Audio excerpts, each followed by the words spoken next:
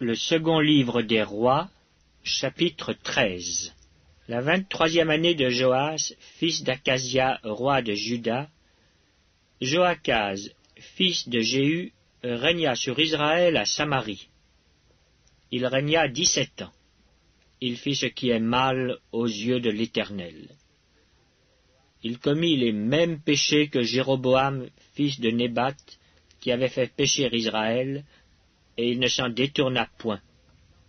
La colère de l'Éternel s'enflamma contre Israël, et il les livra entre les mains de Hazaël, roi de Syrie, et entre les mains de Ben-Hadad, fils de Hazaël, tout le temps que ces rois vécurent.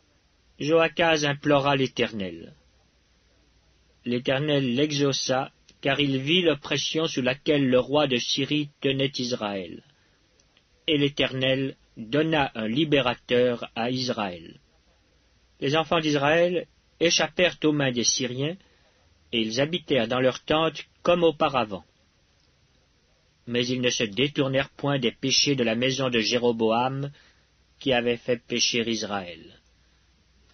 Ils s'y livrèrent aussi, et même l'idole d'Astarté était debout à Samarie.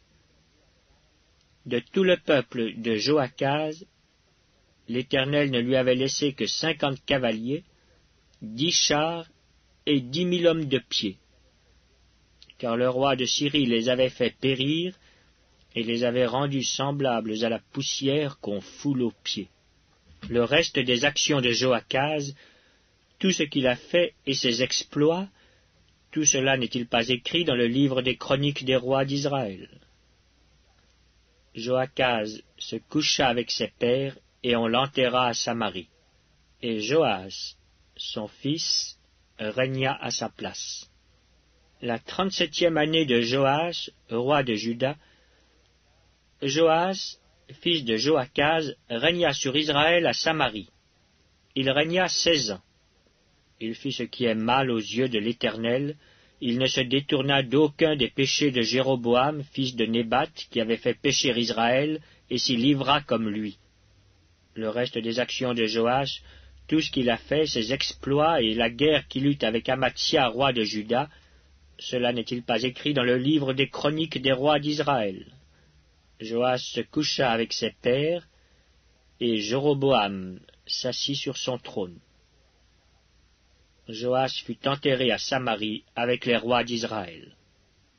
Élisée était atteint de la maladie dont il mourut.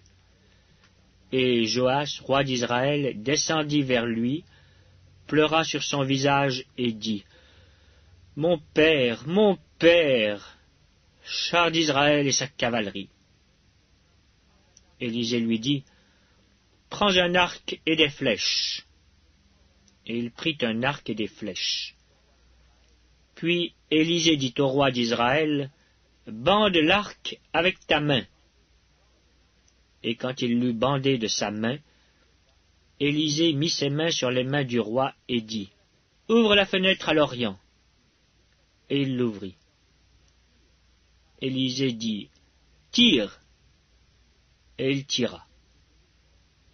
Élisée dit, « C'est une flèche de délivrance de la part de l'Éternel.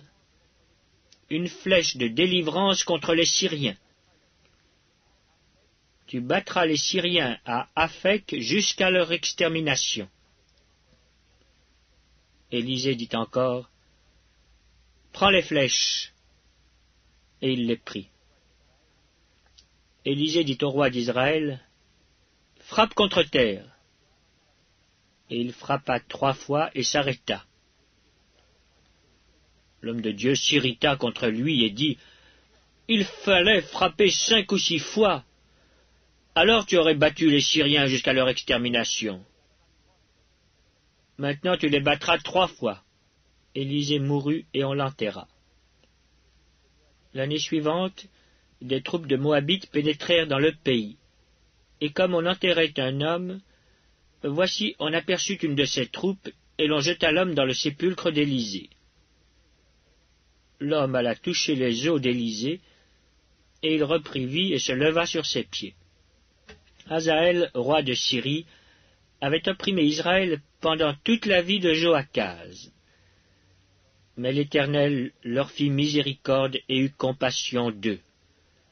Il tourna sa face vers eux à cause de son alliance avec Abraham, Isaac et Jacob.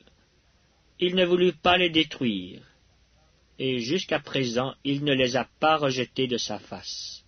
Hazaël, roi de Syrie, mourut, et Ben-Hadad, son fils, régna à sa place.